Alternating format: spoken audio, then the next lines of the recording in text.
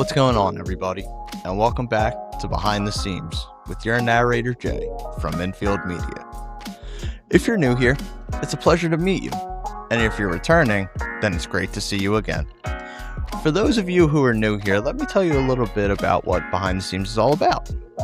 It's about the beauty of baseball and the wonderful stories that began with the earliest days of the game and have since continued on.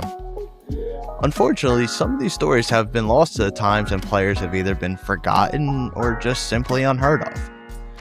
I'm taking it upon myself to bring these players and their stories back to the light that they so rightfully deserve. In this episode, we'll be deep diving into a player who was not only underappreciated, but under the height of the average person. The true definition of a short king, and a man who didn't let his height stop him from reaching for the stars. Ladies and gentlemen, please allow me to introduce you to Walter James Vincent Maranville, or simply better known in baseball as Rabbit Maranville. Now, if you've seen an episode before, you know I usually call them by their given name out of respect and get to the nicknames later. That being said, for the sake of time and potential tongue twisters, I feel like our best bet is just to call him Rabbit from the start. Before we jump into it, if you enjoy this story and the many others, be sure to like and subscribe to keep up to date with all of the latest episodes. Maybe even think about sharing so we can continue to spread baseball knowledge throughout the world. Anyway, let's jump into it. Rabbit Maranville was born on November 11, 1891 in Springfield, Massachusetts to parents Ward and Catherine Maranville. Rabbit was born the third of the 5 Maranville children, and unfortunately I wasn't able to find anything on his siblings, so we'll just have to keep moving forward. Now, before Walter gained the nickname Rabbit, he actually had a couple other nicknames which were Stumpy and Bunty. I can't lie, if someone called me Stumpy, I feel like I would just have to simply crash out. It's such a bad nickname, and I highly recommend not calling any short person Stumpy unless you just want to get kicked in the shin or punched in the nuts. Just giving you a heads up. Anyway, Rabbit attended both the Charles Street and Chestnut Street grammar schools and even attended a technical high school where he would actually play catcher for a year. Now, unlike a lot of other players, Rabbit wasn't scouted in high school to play baseball because after that 1 year in technical high school, his father Ward actually allowed him to leave school if he promised to begin an apprenticeship for a job in the trades. Not bad, it's good money. Well, now it is. At the age of 15, he was an apprentice to become a pipe fitter and a tin knocker, which is just another word for a sheet metal worker. Although his father allowed him to leave school, he became irritated when he realized his son was becoming distracted by baseball. In 1911, he was playing shortstop for a semi-pro team when manager of the New Bedford Whalers, Tommy Dale, decided to sign him to a contract for $125 a month. That's good money for that time, don't get me wrong. Rabbit batted .227, and in 117 games, he committed 61 errors. If you committed 61 errors in a season in this day and age, you would have been cut almost immediately or sent down to the complex league and had your glove duct taped to your hand. I'm not speaking from actual experience, but I'm assuming if you're committing 61 errors, they're probably going to glue your glove to your hand. There's no doubt about that. 1912 was a better year for Rabbit, and it's been told that this was when he acquired his true nickname. It said he got the nickname Rabbit from a friend's younger sister who said that he hopped and bounded around like a rabbit defensively.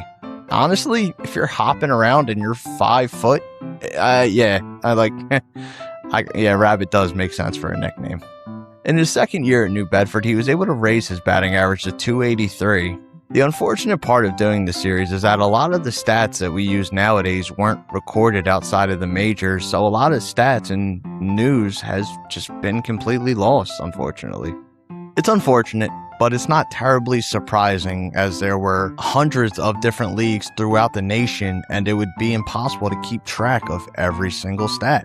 The one stat we do actually have is that he hit 4 home runs in 1912 at New Bedford, but after playing 112 games, his contract was actually bought by the Boston Nationals for $1,000. He would play in 26 games, and in those games, he managed to hit .209, no home runs, but he was able to collect 8 RBIs. Not the best start, but a small enough sample size that would earn him another year to prove that he can make it. Before we go into 1913, there is one thing we need to talk about when it comes to Rabbit. When you see players catch a pop-up nowadays, you see them catch with their arm over their head and catching it high, like bang, just like that. Rabbit would actually keep his arms low and catch the ball at his waist and use his glove like a basket, like a regular basket catch. And it said that either the ball would land safely in his glove or it would just hit him straight in the head.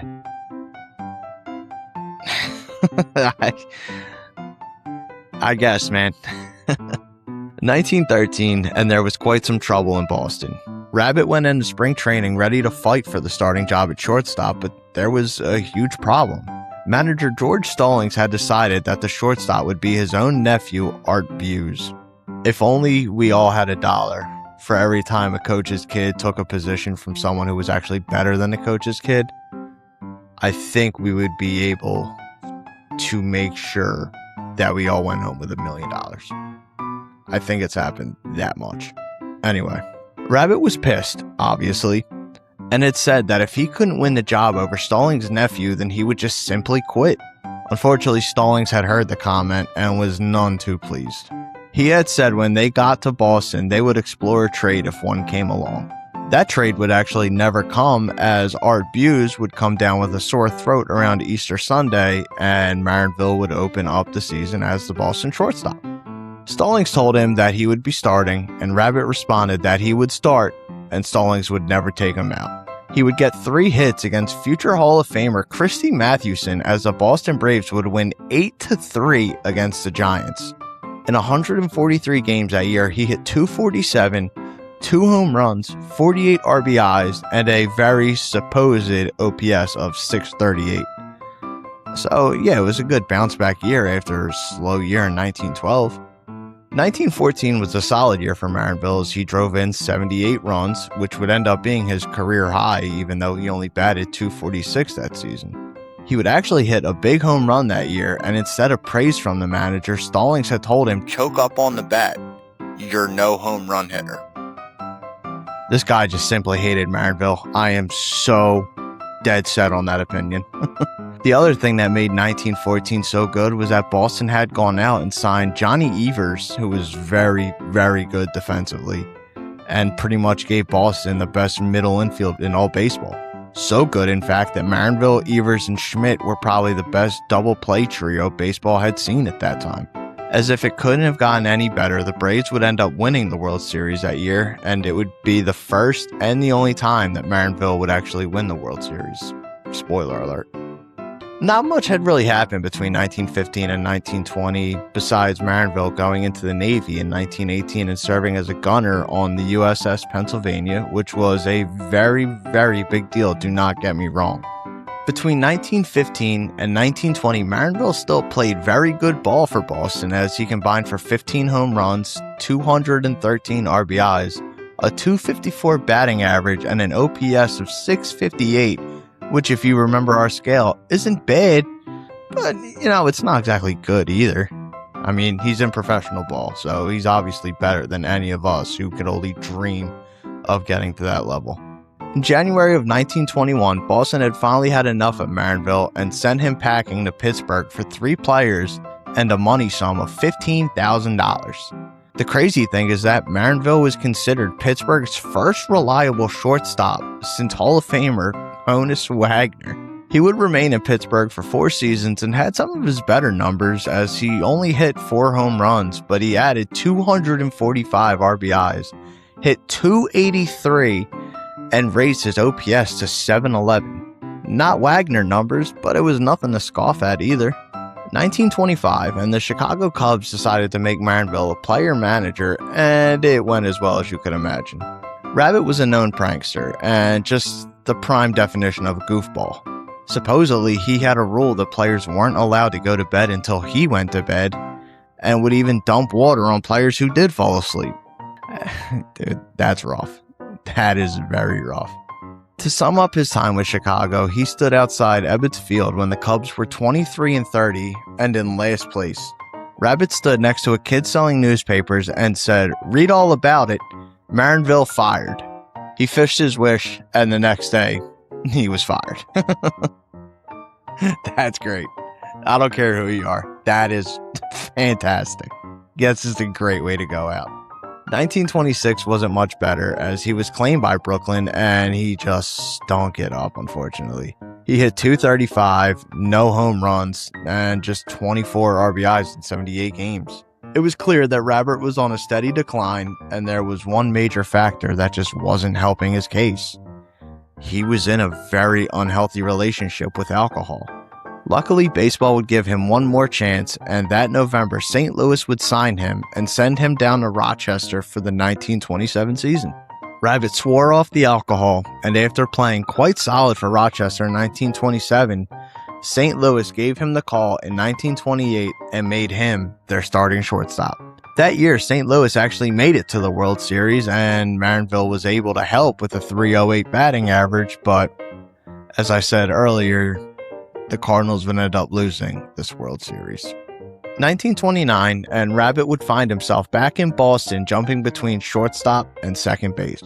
Sports writer Grantland Rice had once said, "Rabbit Maranville was the link between the olden days of baseball and the new age of baseball."